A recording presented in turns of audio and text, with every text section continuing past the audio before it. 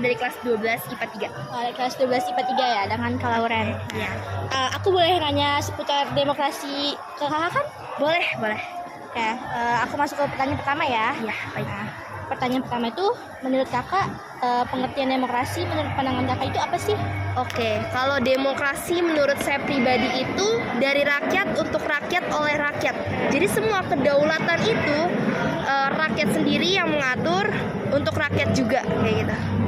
Itu menurut pandangan kakak ya. Iya.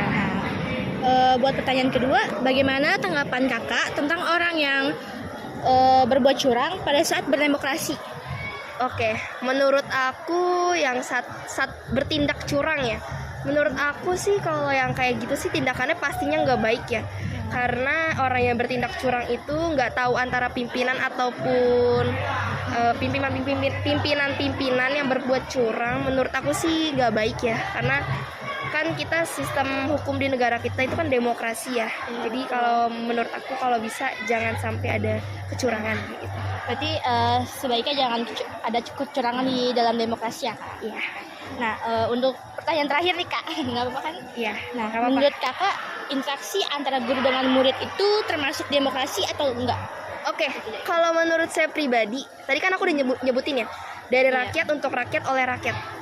Kalau guru dengan murid sendiri itu menurut aku seperti demokrasi juga, karena dari murid sendiri untuk kan guru ngajarin murid-murid itu pasti harus sesuai juga ya, guru harus paham sama kriteria muridnya kayak gimana, bagaimana murid nyamannya kayak gimana. Jadi benar dari murid, guru juga harus menyesuaikan kayak gitu. Jadi dari murid untuk murid oleh murid kayak gitu. Terus yang paling biasa kan sekarang kan lagi itu tren-tren yang ngejelasin murid juga ya. Jadi biasanya guru tuh cuma mantau dan sebagainya. Jadi dari murid oleh murid, pokoknya kedaulatannya gitu dari kita lah gitu. Guru cuma menyesuaikan. Kalau menurut aku ya. Oke, berarti ya kesimpulannya itu demokrasi ya kak? Iya, demokrasi. Oke, itu aja diedit aja ya, diedit ya. Oke. Oke, makasih ya kak buat terima kasih sudah menjawab pertanyaan dari saya.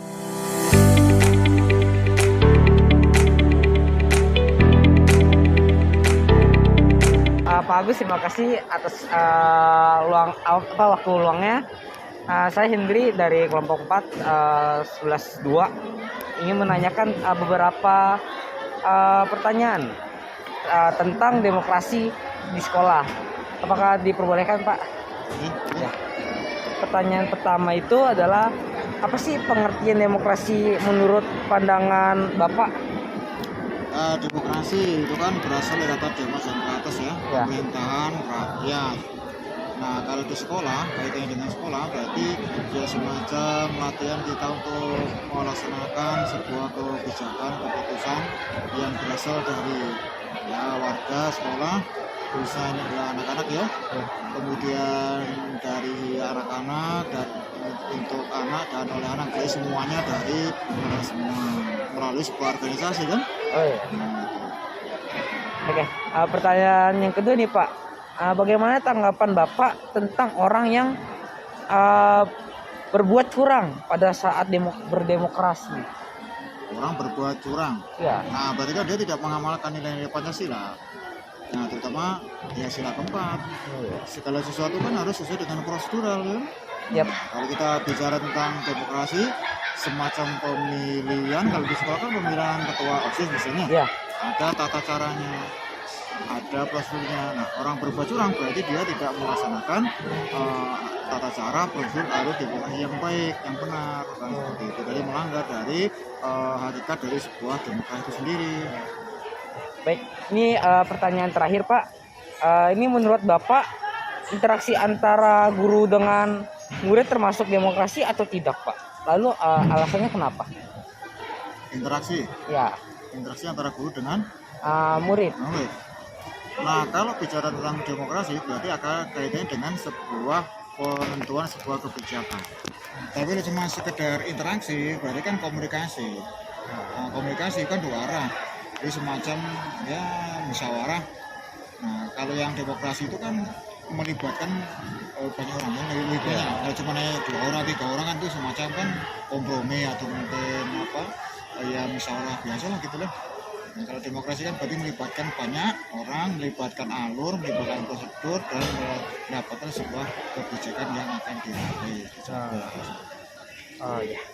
Itu sudah Pak, 3 pertanyaan. Terima kasih Bapak atas waktunya. Mohon maaf mengganggu waktu Bapak. Ya, terima kasih Bapak. Nah, di sini saya akan menyampaikan kesimpulan yang telah saya ambil dari pendapat orang-orang yang sudah kami wawancarai. Yaitu, tentunya demokrasi memiliki makna untuk masyarakat, dari rakyat dan oleh rakyat. Artinya, rakyat sendiri yang mengatur untuk rakyat. Dan jika dalam lingkungan sekolah, kita itu dilatih untuk melaksanakan sebuah kebijakan atau keputusan yang berasal dari warga sekolah.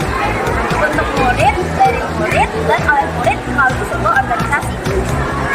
Dan jika ada orang yang berbuat curang dalam suatu demokrasi, artinya orang tersebut tidak mengamalkan nilai-nilai Pancasila, terutama pada sila keempat.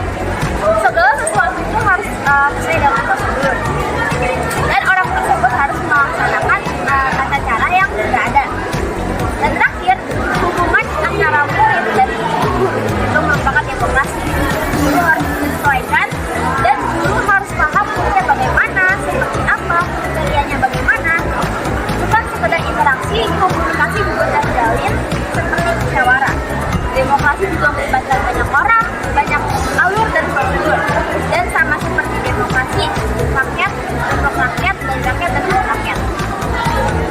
Sekian dari saya, itu saja kesimpulannya. Podcast dan juga dari demokrasi di lingkungan sekolah. Terima kasih sudah menyaksikan.